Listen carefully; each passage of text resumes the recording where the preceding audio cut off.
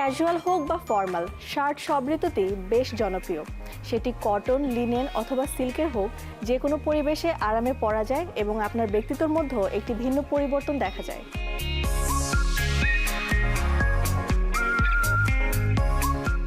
বিভিন্ন ধরনের প্যাটার্নের পাশাপাশি শার্টের বেশ একটা ভালো ডিমান্ড আমরা দেখতে পাচ্ছি। সেটা হলো কর্পোরেট সেক্টরে এই বা অফিস গোয়িং অথবা হলো স্টুডেন্টদের ক্ষেত্রে আমাদের যে নারী গেস্টরা আছেন তারা হলো এই ধরনের শার্ট খুব প্রেফার করছেন। এর প্রথম কারণ আমার যেটা মনে হয় যে এটা খুব একটা কমফোর্টেবল অ্যাটায়ার। আপনি যে কোনো জায়গায় মুভ করতে পারবেন মুভমেন্টের জন্য। যে যত যাই বলেন, একজন শাড়ি পরে আমাদের দেশে রাস্তায় চলা, যদি আমি চলাফেরার কথা চিন্তা করি, সেটা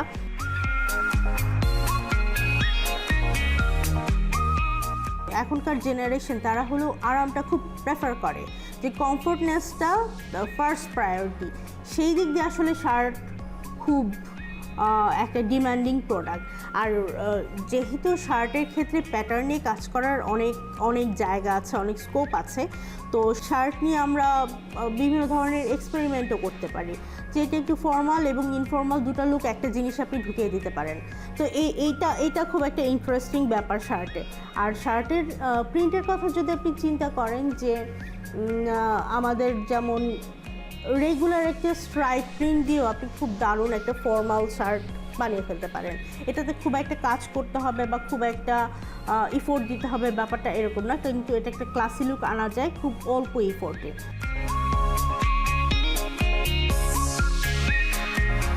এখনকার জেনারেশন যারা আসলে এই ধরনের পোশাকে আগ্রহী, তাদেরকে পুরো ব্যাপারটাতে আরও আগ্রহী করে তুলেছে প্যাটার্ন নিয়ে কাজ করার।